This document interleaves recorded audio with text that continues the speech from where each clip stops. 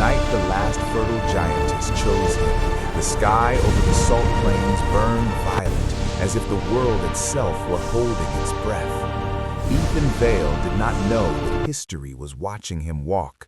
He crossed the cracked white earth alone, his boots echoing in the vast emptiness, guided by a signal that should not exist. The coordinates had arrived on his secure channel without sender or explanation, just a single line of text that refused to leave his thoughts. You were seen. The wind howled low, carrying heat from the distant storms. Ethan adjusted the strap of his pack and glanced at the horizon. That was when the ground trembled. Not violently, not like an earthquake. It was a measured rhythm, heavy, deliberate. Step, pause, step.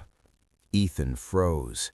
The stars dimmed as a colossal silhouette rose beyond the ridge. 12 meters tall, perhaps a little more, she emerged from the darkness like a living monument. Welcome to our channel, Beyond the Observable. Here we explore stories that begin where the obvious ends. Please subscribe to the channel, leave a like, and tell us where you're listening from.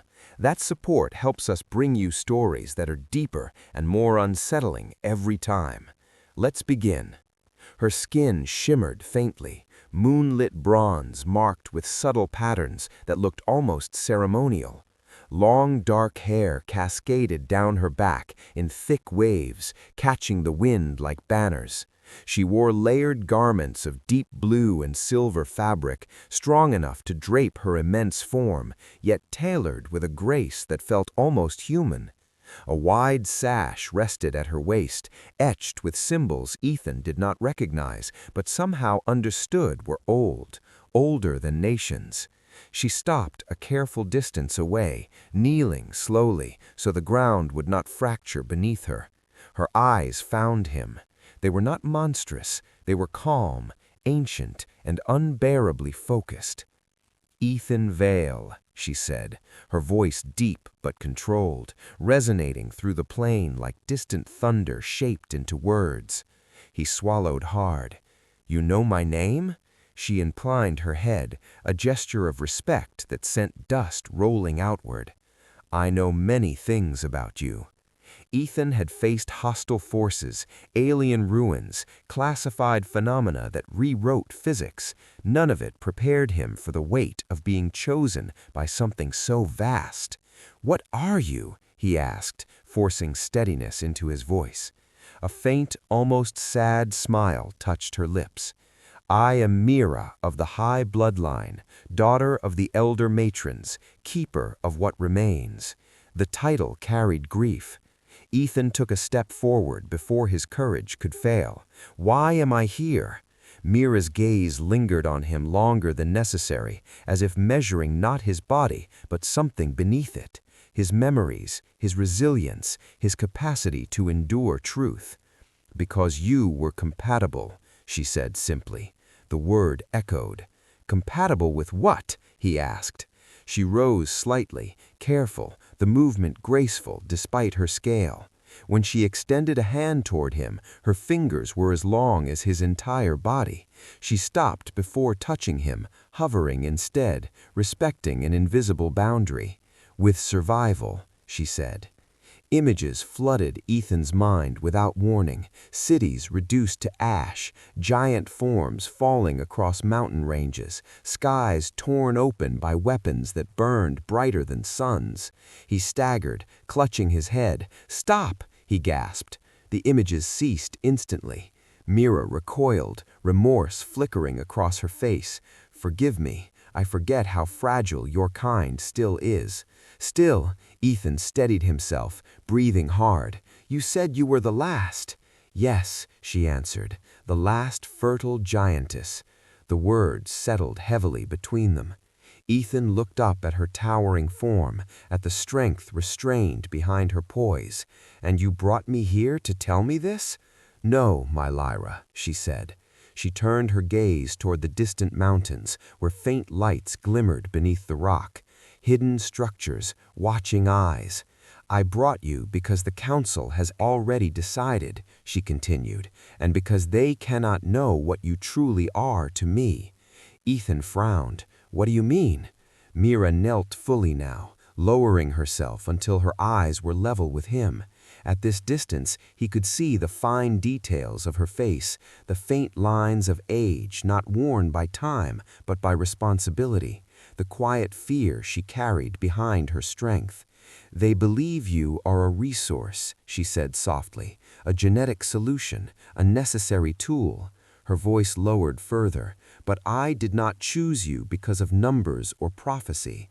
Her massive hand finally touched the ground beside him, palm open, non-threatening. The warmth radiating from her skin was undeniable. I chose you because you looked back at the impossible and did not run. Ethan's chest tightened. You've been watching me for years. The admission struck harder than any threat. Before he could respond, the ground vibrated again, not from her this time, from below. Mira's expression changed instantly, alert, protective.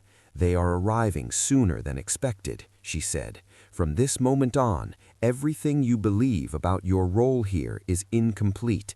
She leaned closer, her shadows swallowing him as her voice dropped to a whisper meant only for him. And the truth they are hiding from you is far more dangerous than the truth I am allowed to tell. Sirens echoed beneath the earth, lights flared along the mountainside. Ethan looked up at Mira, heart pounding, and realized too late that his life before this moment had already ended. Anatomical diagrams. Human, giant, overlaid. Ethan clenched his fists. This is about reproduction. No one answered him directly. The tallest giant entered last, her footsteps echoing like controlled detonations. She raised her hand, and the scanning slowed. You were selected because you carry dormant traits, she said. Adaptability, genetic resilience, psychological elasticity. Ethan laughed once, sharp and humorless. You make it sound like a job interview. It is, she replied, for the continuation of life. And what happens to me afterward? He asked. A pause. Myra stepped into the chamber, then ducking slightly beneath the towering ceiling. Her presence changed the atmosphere instantly. The hum softened, the lights dimmed. He will not be discarded, she said. I will not allow it. The council giantesses turned to her. Your role is not to feel, it is to endure. Mara moved closer to Ethan, kneeling so that her immense form curved protectively around the platform. She did not touch him, but her closeness was undeniable, like standing beside a living wall. I am done enduring silence, she said. Ethan looked up at her, searching her face. Mara, what are they not telling me? Her lips parted, then closed again. The council leader answered instead. The process binds more than biology. Human and giant do not separate cleanly. What does that mean? Ethan demanded. It means, the giantess said evenly, that if the union succeeds, your life will never be your own again. Mara's voice dropped to a whisper meant only for him. And they have not told you the most important part. He turned to her. If it succeeds, she said softly, I will not survive it unchanged. Ethan's heart pounded as the chamber sealed shut, metal doors sliding into place with a finality that felt absolute. Above them, the lights intensified.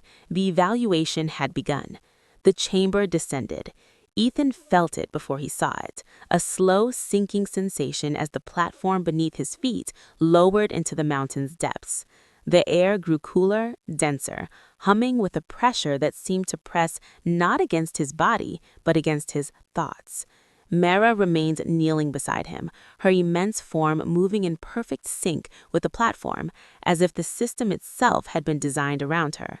Massive conduits slid past the chamber walls, pulsing faintly with blue and gold light. Symbols carved into the stone glowed as they were activated. Old language fused with advanced technology.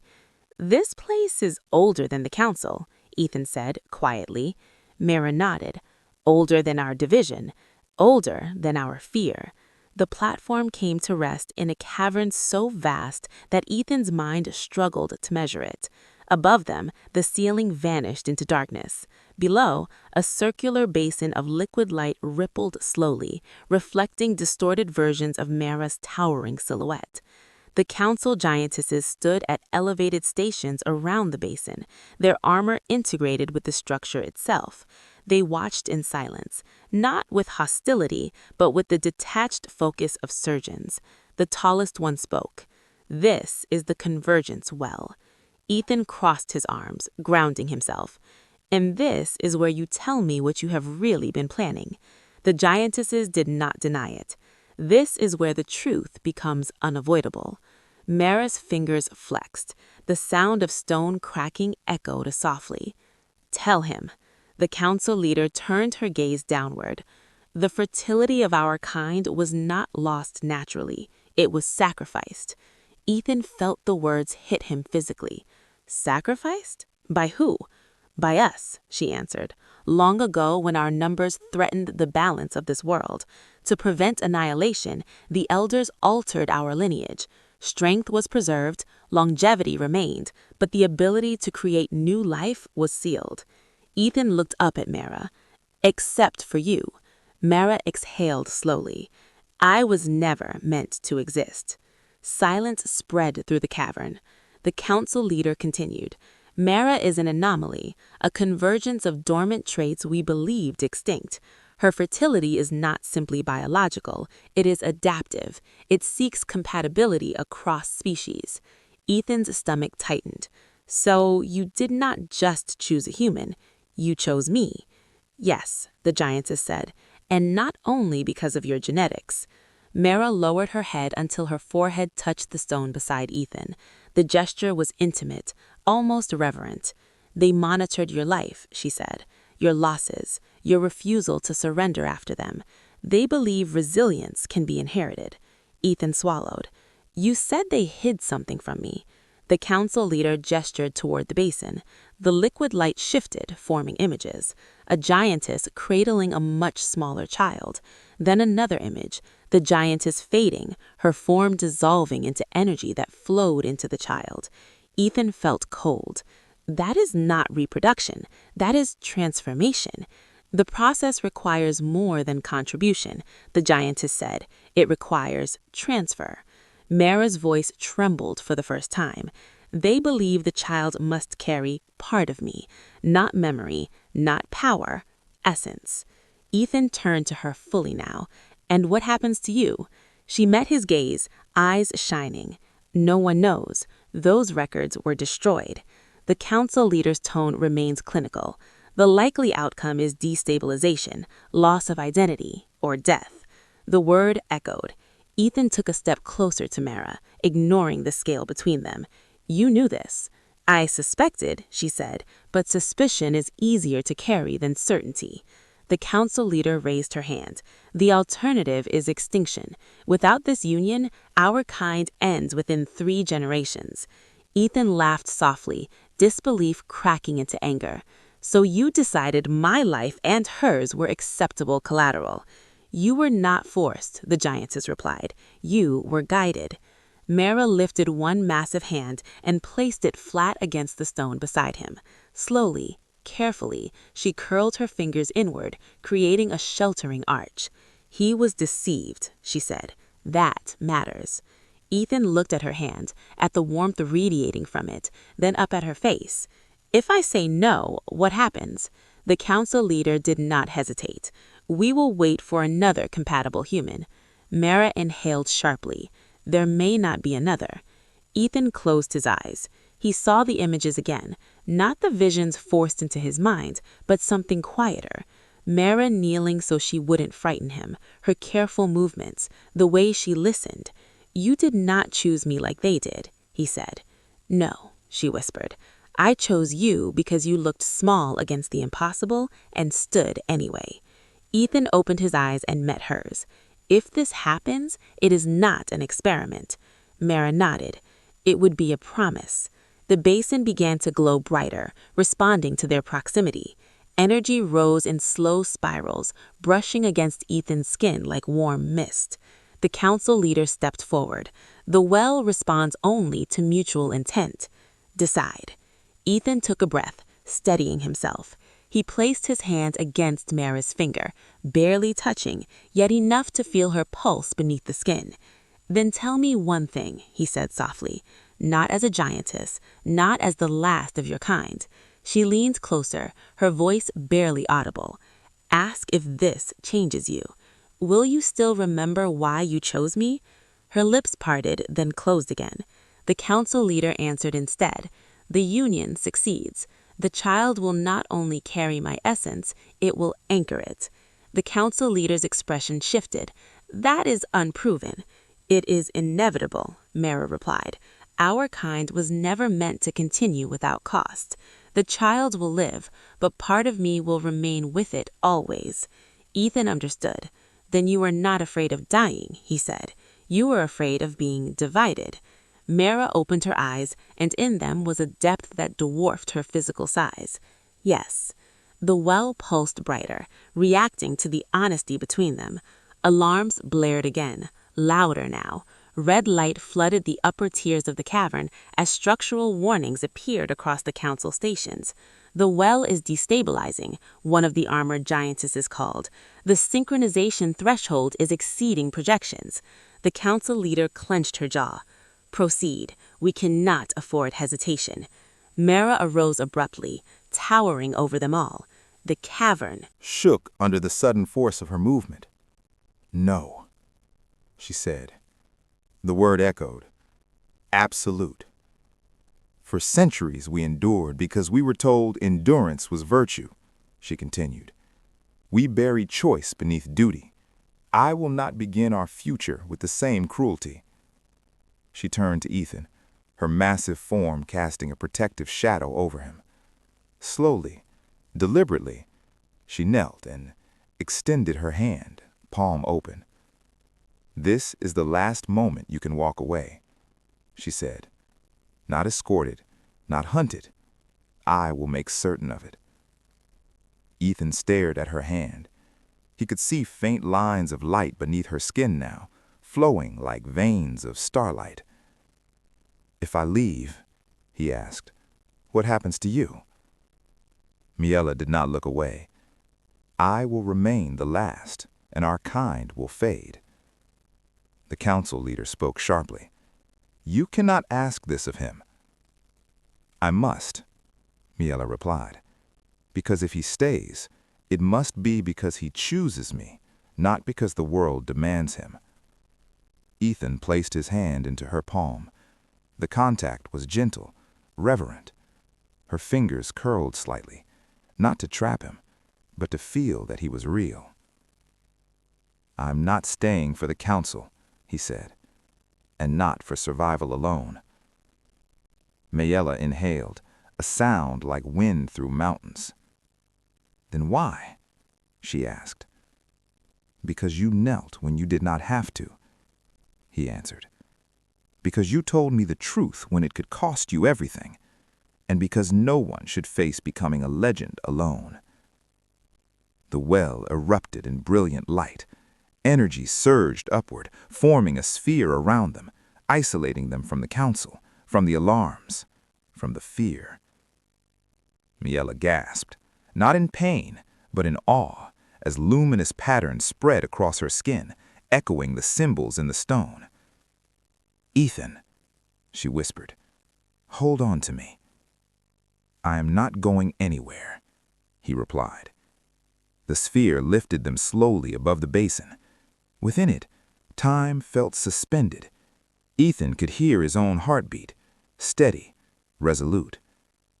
Outside the sphere, the council leader watched in silence, realization dawning too late. They were not meant to synchronize this way, she murmured. This is not a procedure. It was a bond. Inside the light, Miela leaned closer, her forehead lowering until it nearly touched Ethan's small, fragile form. If I lose myself, she said softly, promise me you will remember who I was. Ethan reached up, pressing his hand gently against her glowing skin. I will remember who you are, he said, and who you chose to be. The sphere flared one final time, brighter than the cavern could contain, and deep within the mountain, something ancient shifted, not in fear of extinction, but in recognition of a future no one had planned. The light receded slowly, like a tide pulling back from the shore of existence.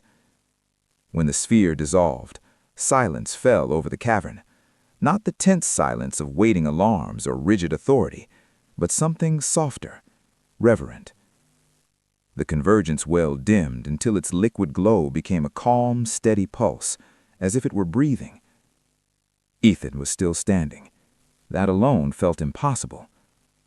He looked down at his hands, half expecting them to be translucent or burning with energy. They were unchanged, human, trembling slightly. Then he looked up.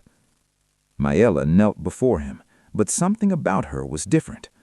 The luminous patterns that had once raced across her skin were gone, replaced by faint traces beneath the surface, like constellations just below the horizon. Her immense form was still powerful, still breathtaking, but the weight she carried felt altered, grounded. She opened her eyes. They focused on him instantly. "Ethan," she said, and his name was not thunder now, but warmth. Relief hit him so hard he nearly collapsed. "You remember?" A smile spread across her face, slow and radiant, and for the first time it was entirely unburdened by duty. "I remember choosing you," she said. "I remember kneeling. I remember truth." Behind them, the council stood frozen. The tallest giantess took a step forward, disbelief breaking through her control. "This outcome was not predicted," she said. "Your essence should have destabilized." Miella rose to her full height, yet she did not loom. She stood like a guardian, her presence calm but absolute. "You measured loss," Miella replied. "You never measured trust." The well responded to her voice, pulsing once, as if in agreement. Ethan felt it then. Not pain, not transformation, but connection. A subtle awareness at the edge of his thoughts. Not her thoughts, not her memories. Her presence. Not ownership, not control. Belonging. Miella lowered herself again carefully until she was close enough for him to see the faint moisture in her eyes. "There is life," she said softly. "Not yet born, but certain." The words settled between them like a promise written into the world itself. Ethan exhaled, a breath he felt he had been holding since the night sky burned violet. "And you?" "I am still myself," she answered, "but I am no longer alone within it." The council leader said nothing more. She turned away, issuing silent commands. The alarm ceased. The machinery powered down. The mountain began to seal itself once more, not in secrecy, but in acceptance. Later, as the cavern emptied and the echoes faded, Miella Roshira carried Ethan gently in her open palm toward an overlook carved into the stone. Beyond it stretched the world, vast and waiting, painted with the first hints of dawn. "I was raised to believe I would end a story," Miella said. "The last fertile giantesses, a closing chapter." Ethan sat against the curve of her fingers, the rising light warming his face. "Turns out, you were the beginning." She smiled, gazing at the horizon. "They will try to name what we have done. Let them. Some things are bigger than names." Miella Roshira laughed softly, the sound rolling across the mountains like distant rain. Below them, the world stirred, and somewhere deep within her, new life waited, not as a weapon against extinction, but as proof that choice could reshape fate. History would record this moment inaccurately. It would speak of survival strategies, genetic convergence, and calculated risk. But the truth would live elsewhere, in a giantess who chose honesty over obedience, in a human who stood before the impossible and stayed, and in a future born not from necessity, but from trust. If you enjoyed this story, make sure to subscribe and leave a like. It helps us bring more enchanting stories like this one to brighten your day. And let us know in the comments where in the world you're listening from.